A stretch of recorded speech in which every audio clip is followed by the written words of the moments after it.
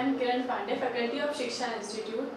आपकी subject operating system second year का जो है उसमें अभी तक हमने कवर किया था कि what is operating system and operating system, how to work operating system. Next we talk about कि how many types of operating system, मतलब ऑपरेटिंग सिस्टम कितने प्रकार के होते हैं। तो अगर मैं पहले प्रीवियस क्लासेस में बात करूं कि ऑपरेटिंग सिस्टम क्या होता है, तो ऑपरेटिंग सिस्टम एक सिस्टम सॉफ्टवेयर है जो यूज़र और हार्डवेयर के बीच में कम्युनिकेशन का काम करता है एज एन ब्रिज। तो अब हम वापस स्टार्ट करते हैं। फर्स्ट कि ऑपरेटिंग सिस्टम कितने प्रकार के होते हैं। फर्स्ट ऑपरेटिंग सिस्टम कौन सा है? Batch operating system. Batch operating system नाम से पता चल रहा है जिस प्रोसेसिंग मतलब प्रोग्राम्स जो होते हैं उनमें एक बैचेस बनता है, मतलब ग्रुप बनता है, उसके बाद हम इंसर्ट करते हैं सीपीयू में एज इनपुट और फिर प्रोसेस स्टार्ट होता है। इसमें क्या होता है, बैच प्रोसेसिंग में क्या होता है, पंच कार्ड्स के थ्रू इसमें क्या होते थे, इनपुट्स इंसर्ट की जाते थे, उसके बाद प्रोसेसिंग होती थी। जैसे एक मेरा मैंने जैसे एक कोई प्रोग्राम है मेरा, मैंने एक जॉब दी, मान लीजिए मेरी मल्टीपल जॉब्स हैं। फर्स्ट जॉब हो गई, जॉब सेकंड हो गई, जॉब थर्ड, जॉब फोर्थ, 5, ये 5 जॉब मैंने सीपीयू में इंसर्ट की है। तो ये पांचों जो जॉब्स है, अगर मैं बैच प्रोसेसिंग में इसको प्रोसेस करूंगी तो एक साथ ये इंसर्ट होगी एक बैच की तरह और ये एक साथ ही एग्जीक्यूट होकर निकलेगी। अगर मेरे जॉब फर्स्ट में कोई प्रॉब्लम है तो मैं उसको यहाँ पे रोक कर सीपीयू को दूसरा अपडेट नहीं कर सकती हूँ, सही नहीं कर सकती हूँ, जब तक मेरा job first, job second, job third और फोर्थ, फिफ्थ ये कंप्लीट नहीं हो जाता है। कोई अदर जॉब जो है ना मैं इसमें इंसर्ट कर सकती हूँ और ना इसको डिस्कार्ड कर सकती हूँ। तो इसमें क्या होगा, अगर मैं डिस्कार्ड करती हूँ तो फिर से प्रोग्राम जो होगा मेरा स्टार्ट होगा यहाँ से और फिर से प्रोसेस होना शुरू हो जाएगा। तो इसमें क्या होगा, प्रोसेसिंग स्पीड काफ़ी स्लो हो जाएगी और टाइम भी काफ़ी ज़्यादा जाएगा। तो बैच प्रोसेसिंग का सबसे बड़ा ड्रॉबैक यही होता है कि अब जो भी आप जॉब इसमें इंसर्ट करोगे, जो भी प्रोसेस इंसर्ट करोगे वो एक साथ काम होकर फिर बाहर उसको एग्जीक्यूट करेंगे होगा। अगर बीच में मैं चाहूँ कि कोई गड़बड़ है मैं उसको अपडेट कर दूँ डिस्कार्ड करके, तो ऐसा पॉसिबल नहीं होता। तो बैच प्रोसेसिंग, तो ये बैच प्रोसेसिंग हो गई। नेक्स्ट हम बात करेंगे मल्टी प्रोग्रामिंग की। तो मल्टी प्रोग्रामिंग सिस्टम कौन से होते हैं? वो सिस्टम होते हैं जिसमें मल्टीपल प्रोग्राम्स एक साथ क्या होते हैं, रन होते हैं। जिसमें फॉर एग्जांपल अगर मैं इसमें 3 जॉब्स देती हूँ, जॉब 1, जॉब 2,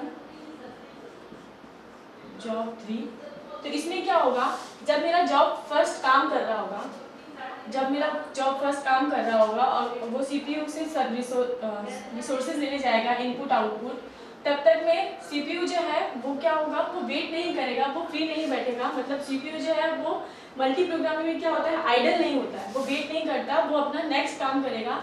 जब मैंने तीनों इंसर्ट कर दी है जॉब एक साथ, तो अब वो क्या होगा, सीपीयू, क्योंकि जॉब फर्स्ट जो है वो इनपुट आउटपुट रिसोर्स को लेने गई है, तो अभी जो होगा प्रोसेसर वो जॉब सेकंड को काम करने लग जाएगा। जैसे ही जॉब सेकंड में वापस वो इनपुट आउटपुट लेने जाएगा, वो जॉब थर्ड में क्या करेगा, प्रोसेस करने लग जाएगा। जॉब थर्ड जब जाएगी इनपुट आउटपुट रिसोर्स को लेने, तो वो फर्स्ट में काम करने लग जाएगा। तो ये क्या काम हो गया, कंटिन्यू मल्टी प्रोग्रामिंग होती रहेगी। काम एक टाइम में सीपीयू एक ही प्रोग्राम को प्रोसेस करेगा, पर ये इतनी फास्टली वर्क करेगा कि हमें लगेगा कि एक साथ काम हो रहा है। तो इसमें क्या होता है, जो सीपीयू होता है वो आइडल नहीं होता है, वो रुकता नहीं, वो कंटिन्यूसली काम करता रहता है। जिससे क्या होता है, सीपीयू का ज़्यादा से ज़्यादा यूटिलाइजेशन होता है, यूज़ होता है। बैच में तो क्या हो रहा था कि एक बार में सारा प्रिंट हो रहा था, इसमें क्या हो रहा है, सीपीयू कंटिन्यू काम कर रहा है पर एक के बाद ही एक अच्छे से कर रहा है। नेक्स्ट हम बात करेंगे मल्टीटास्किंग की। तो मल्टीटास्किंग में सबसे अच्छा एग्जांपल हमारे रियल वर्ल्ड में हम देख सकते हैं, हमारे जो विंडोज़ फ़ोन होते हैं, जो हमारे फ़ोन होते हैं या हमारे जो लैपटॉप होते हैं विंडोज़, उसमें क्या होता है, हम चैटिंग करते हैं, वीडियो प्ले करते हैं, सिंगिंग, हम सॉन्ग सुनते हैं, तो वो सब क्या होता है, मल्टीटास्किंग होता है। मतलब एक टाइम पे एक सिस्टम पे मल्टीपल हम टास्क परफॉर्म करते हैं। जैसे कई बार क्या होता है कि हम ईयरफोन लगा के सॉन्ग भी सुनते हैं, वीडियो व्हाट्सएप या इंस्टाग्राम पे चैट भी करते हैं, तो मल्टीटास्किंग होता है एक ही सिस्टम पे। तो ये तो हो गया मल्टीटास्किंग ऑपरेटिंग सिस्टम। नेक्स्ट बात करेंगे मल्टी प्रोसेसिंग की। मल्टी प्रोसेसिंग में क्या होता है, सिस्टम एक ही होता है, मतलब मॉनिटर जो होता है वो एक ही होता है, पर मल्टीपल सीपीयूज क्या होते हैं, इसमें कनेक्ट होते हैं, मल्टीपल सीपीयूज कनेक्ट होते हैं। इससे क्या होता है कि मान लीजिए मेरा बहुत बड़ा प्रोग्राम है कोई, उसमें मुझे बहुत बड़ा टास्क करना है, टाइम ज़्यादा नहीं लेना, तो मल्टीपल सीपीयूज क्या होते हैं, इसमें एक साथ काम करेंगे। अगर किसी रीज़न की वजह से मेरा एक सीपीयू काम करना बंद कर देता है या ख़राब हो जाता है, तो जो काम है वो दूसरे सीपीयू का क्या कर दिया जाता है, अलोकेट करवा दिया जाता है। तो मेरा प्रोग्राम कहीं बीच में रुकेगा नहीं, डिस्कार्ड नहीं होगा, ना ही करप्ट होगा, मेरा प्रोग्राम कंटिन्यू चलता रहेगा। जो बचे हुए 2 सीपीयू या अदर सीपीयूज है वो उस काम को कंटिन्यू करते रहेंगे। तो मल्टी प्रोसेसिंग में क्या होता है, मल्टीपल प्रोसेसर जो होते हैं वो सेम मेमोरी को यूज करते हैं, शेयर करते हैं। मतलब जो मेरा मॉनिटर तो एक ही था, तो उसमें जो मेमोरी होगी वही मेमोरी क्या होगी, शेयर होगी अदर सीपीयूज के द्वारा। सीपीयू क्या होता है, सेंट्रल प्रोसेसिंग यूनिट, जो एक कैबिनेट होता है उसके अंदर प्रोसेसर होता है, उसे कहते हैं central processing unit, CPU. Next operating system है टाइम शेयरिंग। नाम से ही पता चल रहा है टाइम शेयरिंग, ऐसा ऑपरेटिंग सिस्टम जिसमें क्या होता है, टाइम शेयर होता है। मतलब जो मेरी जॉब, मान लीजिए मैंने फर्स्ट प्रोसेस दिया है P1, या जॉब कह सकते हैं P2, P3, तो इसमें क्या होगा, टाइम शेयर हो जाएगा। मान लीजिए मैंने P1 प्रोसेस 1 को मैंने दिया है 5 सेकेंड, इसको दिया है 6 सेकेंड और इसको दिए हैं 2 सेकेंड। तो मेरा फर्स्ट जो जॉब आएगी, मैंने दी P1 को प्रोसेस करना है, तो सीपीयू जब प्रोसेस करेगा P1 में 5 सेकेंड के लिए, तो सीपीयू को पता है कि मुझे ये काम 5 सेकेंड में कंप्लीट करना है, वो 5 सेकेंड में कंप्लीट करेगा। अगर किसी रीजन की वजह से 5 सेकेंड में P1 जो है वो कंप्लीट नहीं हो पाता है, तो सीपीयू उस प्रोसेस को वहीं छोड़ देगा और नेक्स्ट वो कहाँ जाएगा, P2 के पास, जो 6 सेकेंड में कंप्लीट करना है वो 6 सेकेंड में कंप्लीट करेगा। अगर उसका भी टाइम बचता है तो वो भी वहीं छोड़ देगा और कहाँ जाएगा, P3 पे कंप्लीट करके आएगा। जब P3 कंप्लीट हो जाएगा उसके वापस वो कहाँ पे आएगा, P1 के पास आएगा। बचा हुआ रिमेनिंग टाइम, सपोज मेरा P1 हुआ था 4 सेकेंड में, तो 1 सेकेंड जो बचा हुआ है वो 1 सेकेंड यहाँ पे अब वो काम कर लेगा, फिर वो P2 में जाएगा। यहाँ जो बचा हुआ मान लीजिए 5 सेकेंड है, 1 सेकेंड का काम उसने कर लिया था, तो वो अब कंप्लीट कर लेगा। उसके बाद हमारा जो सीपीयू है वो आइडल हो जाएगा, मतलब स्टॉप हो जाएगा एक तरीके से, क्योंकि हमारे उसने तीनों काम करके हमें रिटर्न कर दिया है। नेक्स्ट मैं बात करूँ रियल टाइम ऑपरेटिंग सिस्टम के बारे में। रियल टाइम ऑपरेटिंग सिस्टम कौन से होते हैं, ऐसे ऑपरेटिंग सिस्टम जिसमें हमें रिस्पॉन्स टाइम कम चाहिए होता है। मतलब अगर मैं कोई टास्क दे रही हूँ सीपीयू को या कंप्यूटर को, तो मुझे एट ए टाइम मुझे क्या मिलना चाहिए, रेस्पॉन्स मिलना चाहिए। ये रियल टाइम ज़्यादातर कहाँ काम आता है, साइंटिफिक जो वर्क होते हैं, जैसे रिसर्च हो गया या मौसमी विभाग जैसे काम हो गए। जैसे अगर मुझे कोई रॉकेट लॉन्च करना है, तो अगर 0.5 सेकेंड में करना है तो वो 0.5 सेकेंड के में ही होना चाहिए।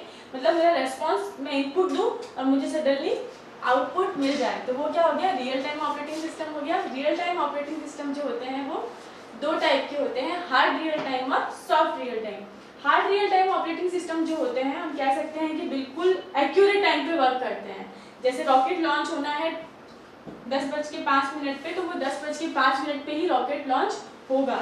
सॉफ्ट रियल टाइम में 1 सेकेंड के लिए हम एडजस्ट कर सकते हैं कि अगर 10:05 का काम है तो वो 10:06 तक हो सकता है। दोनों टाइम का ही मेन, इसमें मेन जो काम होता है वो टाइम का ही होता है, ये टाइम बेस होता है। इसके अंदर मेन रियल टाइम में मेन जो चीज़ होती है वो टाइम भी होता है, क्योंकि इसको रेस्पॉन्स टाइम बिल्कुल इक्वल बराबर चाहिए होता है। नेक्स्ट आता है डिस्ट्रीब्यूटेड कंप्यूटर का।